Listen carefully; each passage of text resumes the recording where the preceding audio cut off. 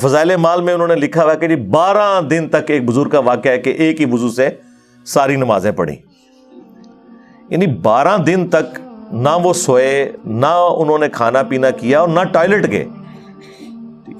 تو وہ کوئی بہت بڑے لیول کا کوئی، میرا خیال ہے grains book of world record میں اس مریض کا نام لکھنا چاہیے. کوئی مریض ہی ہوگا نا جس کی نہ ہوا جاری ہو، نہ اسے پیشاب آئے، نہ اسے بھوک لگے، یا وہ پھر بستر مرگ کے اوپر ہوگا اور اشاروں سے اس نے 12 دن تک یہ ساری نمازیں پڑھی ہوں گی، لیکن یہ تو نہیں لکھا ہوا.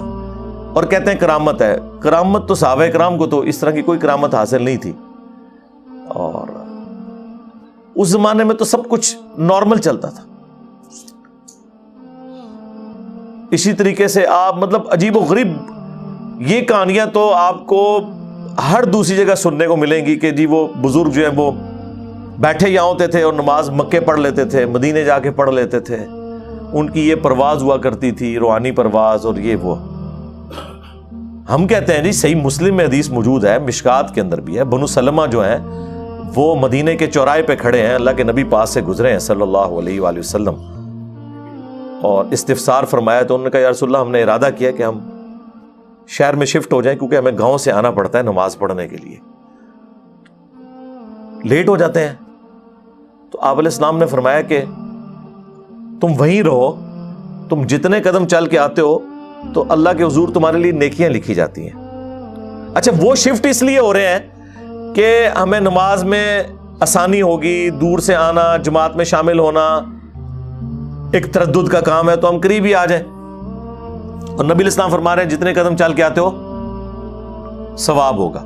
ان کے وہم و گمان میں بھی نہیں تھا کہ اڑ کے بھی کوئی آ سکتا ہے، نہیں تو نبی الاسلام فرماتے ہیں کہ بھئی تم تو بڑی شان والے ہو، تمہارے گھوڑے کے قدموں کی خاک جو گھوڑے کے نتنوں میں بیٹھے، جو ایک کہانی انہوں نے بنائی ہوئی ہے لمبی سی، اور اس کو کوئی غوث کتب ابدال نہیں پہنچ سکتا. اور غوث کتب ابدال تو جو ہے وہ ایک نماز مکے پڑھیں گے، ایک مدینے، ایک بیت المقدس، اور اس اون بھی پڑھتے نا بیت المقدس کے کوئی نہیں کہ اتنے اسرائیل دی فوج وڑن نہیں دیندی انہوں نے. ٹھیک ہے، تو چھڑاتے کیوں نہیں ہیں؟ بیت المقدس نمازیں پڑھتے ہیں یہ بزرگ جا کے اور نگاہیں مار کے بندوں کو بھسم کرتے ہیں، تو اسرائیلی فوجیوں کو وہاں سے ہٹا دینا، مسلمانوں کے لیے آسانی ہو جائے. ٹھیک ہے، ڈیوٹیاں لگی ہیں نا. جی اللہ کیوں نہیں کرتا؟ اللہ اس لیے نہیں کرتا کہ اللہ نے مسلمانوں کی ڈیوٹی لگائی ہوئی ہے، اور مسلمانوں نے ڈیوٹی لگائی ہوئی ہے غوث کتب ابدال کی طرف. تو تمہیں ہی پوچھنا ہے نا کہ آپ کراچی شہر کی ڈیوٹی پہ ہیں اور کراچی کی ساری ہیروئن اور ساری افیون اور چرس آپ کے مزار کے اوپر بک رہی ہے، تو یہ کیا ڈیوٹی آپ پوری کر رہے ہیں؟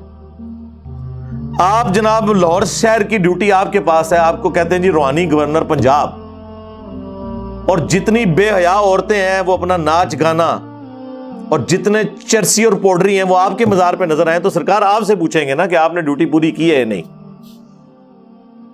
آپ ہی سے پوچھیں گے، آپ کا کلیم ہے نا. اللہ کا کلیم کہیں نہیں ہے کہ میں یہ کروں گا، وہ تو امت کی ڈیوٹی ہے.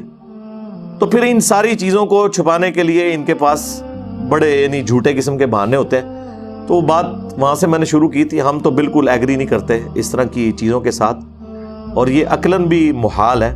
ہو سکتا ہے راوی کا وہم ہو سکتا ہے کہ کوئی ایک آدھ دفعہ کوئی ایسا معاملہ ہو گیا ہو، نہ یہ کوئی روٹین والا معاملہ پاسبل ہے، نہ ہم ان روایتوں کی بنیاد پہ ہمیں کوئی چیز مجبور کرتی ہے کہ جو چیز واضح قرآن کے اسلوب کے، بخاری اور مسلم کے اسلوب کے خلاف ہے ہم اسے ایکسیپٹ کر لیں. بالکل قطعاً نہیں. قرآن میں واضح آیا ہے طٰہٰ ما انزلنا علیک القرآن لتشقیٰ، ہم نے نبی قرآن آپ پہ اس لیے نازل نہیں کیا کہ آپ مشقت میں پڑ جائیں. الا تذکرۃ لمن یخشیٰ، یہ تو نصیحت ہے صرف اس کے لیے جو اللہ کی دھمکی سے ڈر جائے.